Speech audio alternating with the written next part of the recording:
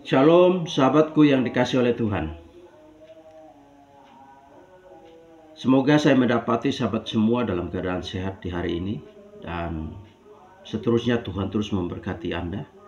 Dalam hal apapun Tuhan ada di dalam kehidupan Anda. Bahkan ada dalam keluarga Anda di masa depan.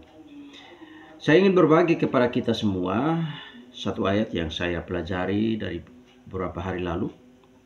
Bahkan sampai tadi saya masih membacanya, saya coba untuk mempelajari, saya coba untuk menelaah, dan kemudian Roh Kudus menaruh beberapa pesan penting dalam hati saya. Mazmur 25 ayat 10. Sebelum kita baca, mari kita berdoa.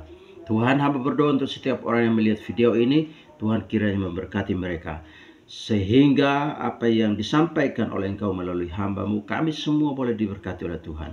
Dalam nama Yesus, haleluya, amin.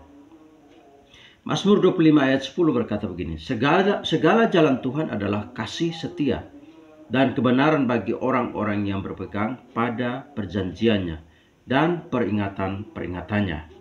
Sahabat yang dikasihi oleh Tuhan, sebagai umat percaya atau sebagai orang percaya, kita hidup dengan pengharapan yang besar, atau kita hidup harus memiliki sebuah pengharapan yang besar, yaitu pengharapan hanya kepada Tuhan. Dan harus selalu setia menepati menepati bahwa kita setia kepada Dia. Sehingga Tuhan selalu menepati janji-janjinya terhadap saudara dan saya. Mazmur 25 ayat 10 ini mengingatkan kita tentang sifat Tuhan yang penuh kasih, penuh kesetiaan, dan kebenaran yang mencerminkan yang tercermin dalam setiap jalan yang Ia di sana Tuhan tentukan. Ayat ini berbicara kepada kita untuk berpegang pada perjanjiannya, dan memegang teguh peringatan-peringatannya, karena di dalamnya terdapat pengharapan yang pasti. Sahabat yang dikasihi oleh Tuhan, dan semua saudaraku yang sedang berlibur, mari berikan kesetiaanmu hanya kepada Tuhan. Namun, pertanyaannya adalah bagaimana kita bisa berpegang pada janji-janji Tuhan? Apa dasar dari perjanjian tersebut? Dan bagaimana kita bisa tahu bahwa janji itu pasti ditepati? Ada beberapa poin yang saya dapat yang Roh Kudus taruh dalam hati saya. Yang pertama adalah perjanjian Tuhan dimulai sejak Kejadian pasal 3 ayat 15. Di mana semua kita tahu, kalau sahabatku bisa membaca Kejadian pasal 3 ayat 15, di sana dikatakan bahwa kita mendapati apa yang sering disebut sebagai proto-evangelium. Proto-evangelion, yaitu berita Injil pertama setelah manusia atau Adam dan Hawa itu jatuh dalam dosa. Tuhan memberikan janji pertama tentang penebusan.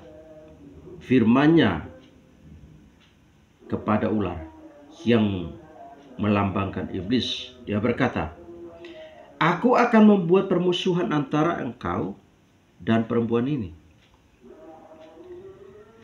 dan keturunannya, antara keturunanmu dan keturunannya. Ia akan meremukkan kepalamu, dan engkau akan meremukkan tumitnya." Kejadian 3 ayat 15. Sahabatku yang dikasihi oleh Tuhan, ayat ini adalah janji Allah yang pertama kali diucapkan oleh Tuhan, oleh Allah kepada manusia ketika Adam dan Hawa jatuh dalam dosa. Menyelamatkan umat manusia dari dosa melalui keturunan perempuan. Ini adalah janji tentang kedatangan juru selamat yang akan meremukkan kepala iblis. Ya, sahabatku pernah menonton film The Passion of the Christ? Dalam konteks ini, janji Tuhan adalah pengharapan yang sangat besar bagi umat manusia yang telah jatuh ke dalam dosa. Janji ini meski disampaikan dalam bentuk yang samar, walaupun dalam bentuk yang samar masih nubuatan itu ya, belum nyata. Tetapi janji ini mengarah pada janji besar penebusan yang akan diwujudkan oleh Yesus Kristus, yang diwujudkan kemudian oleh Yesus Kristus.